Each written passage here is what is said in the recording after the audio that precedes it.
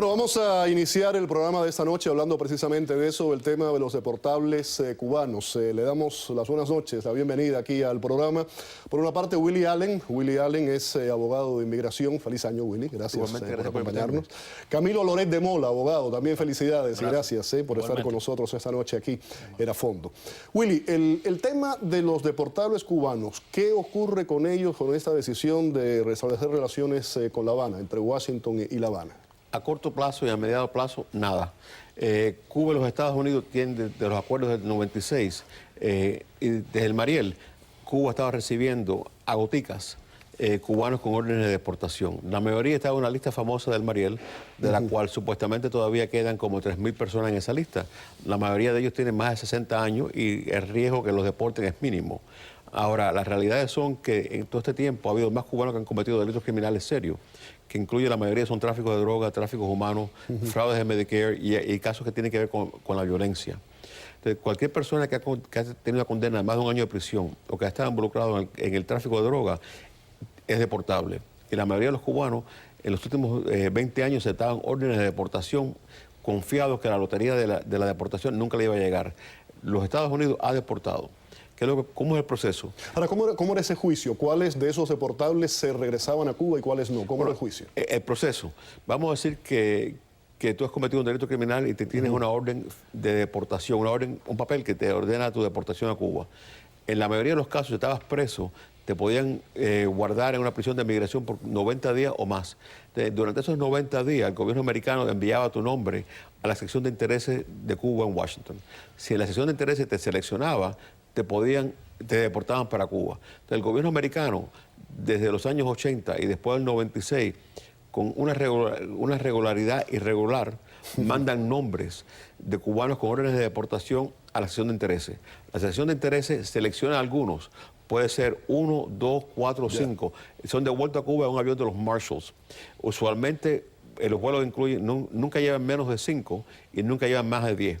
Y son devueltos a Cuba. En Cuba los detienen por 40 días, 30 días en el Combinado del Este y son después sueltos a sus familiares en Cuba. Lo que en realidad nunca se ha deportado, excepto después del Mariel, que se deportaron como 3.000 en un corto plazo, nunca se han deportado más de 50 o de 100 al año. Si tú tienes casi 40.000 cubanos que están deportados de Miami y Cuba fuera a aceptar un número grandísimo de 100 a la semana, estás hablando que serían casi 7 años para deportar todos los cubanos con órdenes de deportación, más los que estén en la cola todavía. Si Cuba aceptara 100 al mes, que sigue siendo una figura bastante elevada, sería 30 años. Me decías al principio, Willy, ese grupo cubano. Corto y mediano plazo. ¿Eso se va a agilizar? ¿Esto ya lo podemos ver inmediatamente? No. Mira, Cuba... ¿De qué depende? Depende de muchos factores. Número uno, las conversaciones de Cuba y los Estados Unidos comienzan en enero de este año, ahora en enero 15. En esa conversación puede salir un arreglo en que Cuba se compromete a recibir más delincuentes con órdenes finales de deportación. Pero ¿cómo van a ser enviados a Cuba?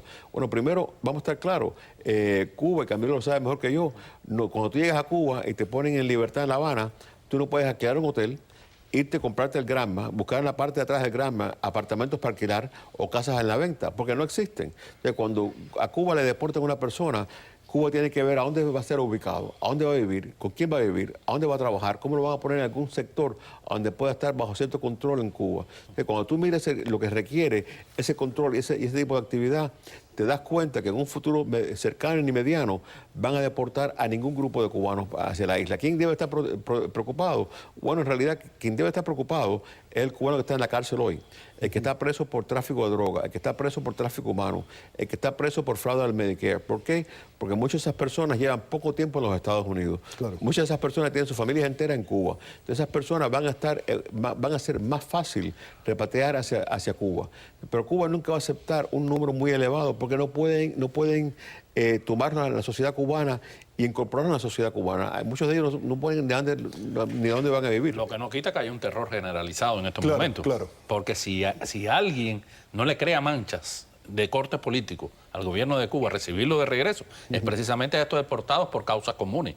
Y entonces están viviendo una ruleta rusa porque tienen que mensualmente ir a firmar a la oficina de inmigración, a la cárcel de inmigración. No, firman una vez al año. Bueno, una vez al año. Y entonces En ese momento, cuando entran, pueden quedarse y no volver a salir. Y aparecen de nuevo en Cuba. La familia se entera cuando está en Cuba. Claro, ellos tienen un antecedente, como decía Willy, de los que se deportaron inicialmente del Mariel, que eran locos y que terminaron enfermos mentales o asesinos y que terminaron deambulando por las calles de La Habana. Por eso es que ellos son tan precisos de elegir nada más aquellos que tengan familia. Muy interesante el tema, pero vamos a dejarlo ahí de momento. Vamos a retomarlo más adelante, pero de momento... Bueno, vamos a regresar con el tema anterior de los deportables. Estábamos aquí mezclando distintas cosas que tienen que ver con Cuba. Cuba realmente, en caso de que todo esto se solucione, se haga que aparezcan los fondos, que haya una embajada, se restablezcan relaciones, todo esto que está un poco en veremos, ¿no? Si eso ocurre, ¿Cuba aceptaría esos miles de deportables que regresen a la isla? Cuba va a aceptar algunos de ellos. La realidad es que lo que hablaba Camilo anteriormente del pánico que hay en Miami hoy es un pánico necesario, es un pánico creado hasta cierto punto, un poquitico por la prensa, un poquitico por la voz en la calle. Pero mira, el chance que empiecen a recoger personas o a deportar, como decía Camilo, cuando se reportaba en Chrome, yo recuerdo una vez que tomaron a una persona presa, la cola de Chrome se desapareció. Porque todas las personas cogieron miedo de la persona que entró y no salió. Ahora, y Willy, se perdieron. en el caso hipotético de un cambio de gobierno, un nuevo gobierno también aceptaría esos deportables. Sí. Va a ocurrir, mira, más tarde que más temprano van a empezar a devolver a Cuba los delincuentes con órdenes de deportación. Pero siempre van a empezar a deportar, primero los que están ya en los que están en la cárcel ahora, y los que tienen el nexo familiares más cercano. Vamos a decir que Cuba en 4, 5, 6 años tenga elecciones libres, existe una democracia.